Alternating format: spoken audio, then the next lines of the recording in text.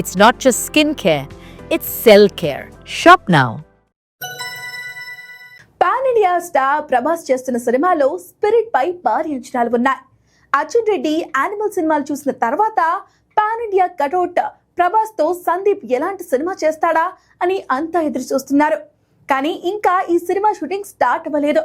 సెప్టెంబర్లో షూటింగ్ మొదలు పెట్టబోతున్నట్లుగా ఇటీవలే సందీప్ క్లారిటీ ఇచ్చాడు. సెప్టెంబర్ నెలాఖరున పూజా కార్యక్రమాలతో స్పిరిట్ ప్రారంభం కానుంది. అయితే ఈ సినిమాను ఇంటర్నేషనల్ రేంజ్ లో ప్లాన్ చేస్తున్నారు. అందుకే విదేశాల్లో షూటింగ్ ప్లాన్ చేస్తున్నారట. తొలి స్కెడ్యూల్ విదేశాలలో మొదలు కానుందని సమాచారం. ఇప్పటికే Sandeep Mexico, Indonesia, Malaysia, Bangkok తదితర దేశాల్లో లొకేషన్లను రెక్కీ చేసి పెట్టుకున్నాడు. సినిమాలోని కీలక స్కెడ్యూల్స్ ను అక్కడే ప్లాన్ చేస్తున్నట్లు తెలుస్తోంది. ముఖ్యంగా డ్రగ్స్ మాఫియాకు సంబంధించిన సన్నివేశాలు ఇండోనేషియాలోనే చిత్రీకరించనున్నారట.